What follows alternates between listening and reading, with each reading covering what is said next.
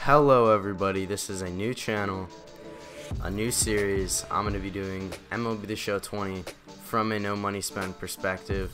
I'm super excited to start this, and like I said, man, it's going to be no money spent. Other than the pre-order bonuses that I got for the $60 version, no money will be spent. I won't get anything like that. I'll have to work my way up, start from the bottom, and grind all the way up. So it's going to be super exciting. I'm really glad that I have the opportunity to do this. Of course, leave player suggestions down below, by the way, because I need to know who to get on the team, who's a budget beast, who have you been loving, who have you been hating. Make sure to leave that down in the comments. I just thought I would kind of explain this because it starts kind of abruptly, and I did not do any sort of pre-recorded thing before this. So MLB The Show 20, no money spent. Let's get it. So we're getting our pre-order bonuses. Like I said, these are just the standard pre-order stuff that everybody gets, no matter if what edition they got, really. So I got the normal standard edition, and those are the bonuses that I got for it. And here's me opening them up.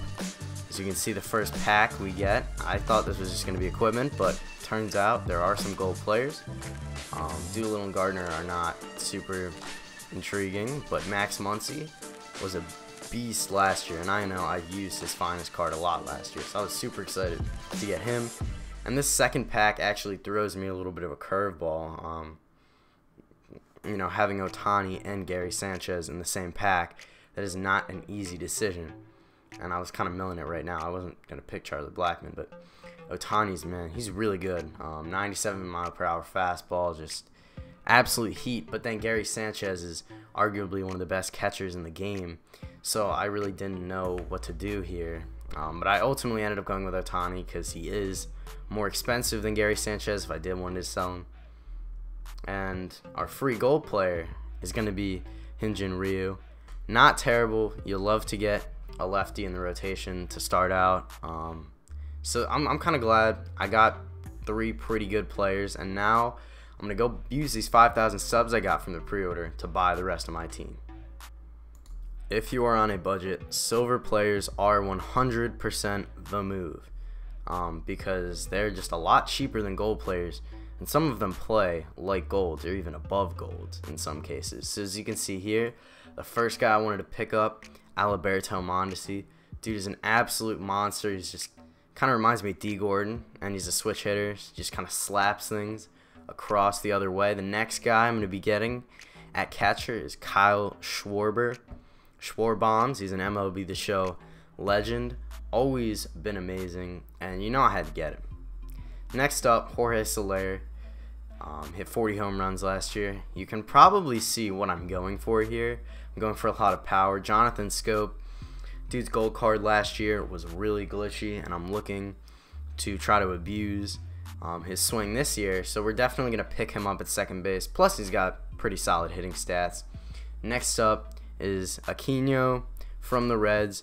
I mean, look at his stats, man. 99 arm strength, speed in the 70s. We're definitely going to be picking him up, and he's a pretty good hitter as well. So next up, Eloy Jimenez is going to be one of our outfielders. I'm looking for him to have a big year this year. Last year, he wasn't so great. He got hurt, but hey, man, this year, Eloy's going to come up clutch. The next guy we are putting an order in for is Tyler Glasnow. 97-mile-per-hour fastball, as you can see, just really good, solid pitches, and I think he has a chance to get upgraded this year. We'll see. Next guy, I got Soroka. Had him on my fantasy baseball team last year. Ridiculous, super good. So I was super excited that we get him. And next up, we're going to shore up the pen, get Adam Ottavino. Again, he does not throw heat, but his release is just really tricky to hit for a lot of people, the way he comes out of the hand. Next up, Diego Castillo. He is going to be our fireballer, man.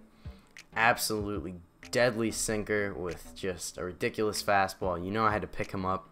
Next up for third base, our final pickup of the day, we're going to get Miguel Andujar. Other than that, that is going to sort of conclude the team that we made, this initial team with 5,000 stubs. I think this is really a good team. There are a few holes, obviously. Our pen isn't that deep, and we don't have a fifth starter, but this is a really good team to start out with. Now that we have this team, I'm not entirely sure what I wanted to do here. Just kind of looking, maybe do a battle royale, but I ended up ultimately picking the starter conquest because Tim Tebow is a monster. So we're just going to sim through this, and I'll see you guys when we get to a game.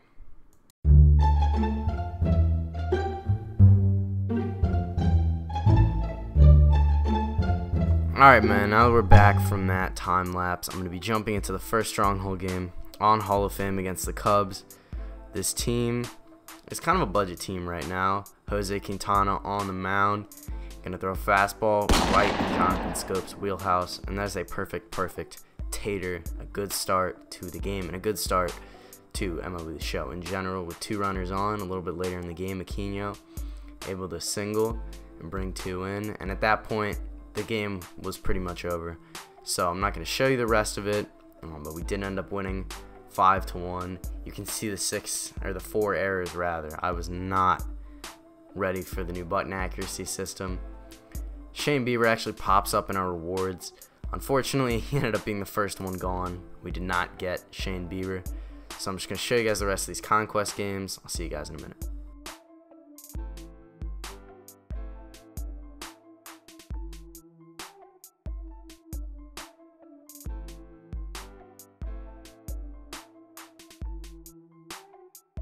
We are back in the final Stronghold game against the Washington Nationals, looking to come through.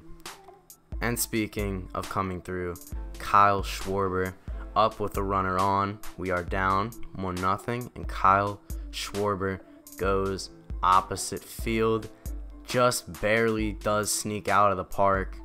Kyle Schwarber with a dinger, and then Eloy Jimenez a little bit later in the game just absolutely launches that one. As a matter of fact, I even decided to watch the replay. It was a ridiculous home run. Ross throwing the pitch, and that was a pretty sweet no-doubter from Eloy Jimenez. I thought that was pretty cool, so I decided to include it in the video. Nice little bomb for Eloy.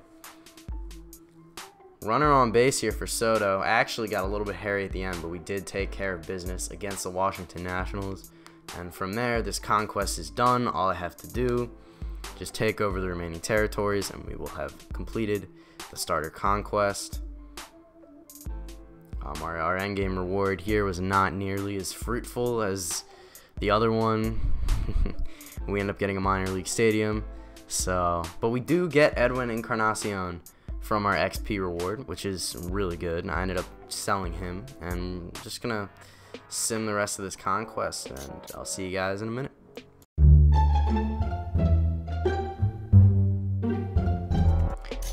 So we end up finishing the conquest map and getting Tim Tebow.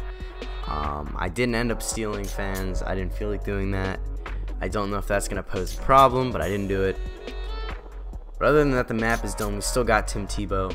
So we're definitely going to be chucking him on the bench right now. And as you can see here, I'm just going to be selling Edwin. And yeah, man, selling Edwin Encarnacion, getting rid of him. I don't really need him for the team. I like Muncy. And now we got a little budget pack opening on the No Money Spent series. First off, this is the guaranteed pack. You know, looking around, there's a lot of cool bench bats I could get here. Nice guys in the bullpen. We get Biggio, of course, because he is a new legend. I had to pick him up. We also ended up really taking our time for this one. I didn't exactly know. I was initially thinking Vita Blue, and then I realized how long his windup was. Just kidding. You know, I don't know. I was really indecisive here about who I wanted to get. I ultimately ended up getting John Franco, and it doesn't really matter for the bronze player because I'm not really going to use him. I just picked up Babe Ruth because why not? It's Babe Ruth. So all those guys will be added into our lineups, and of course we got 3 packs. This is where we got to be great. We get a silver player first pack and a couple of bronzes. And actually these bronzes, a few of these are going for a lot of stubs.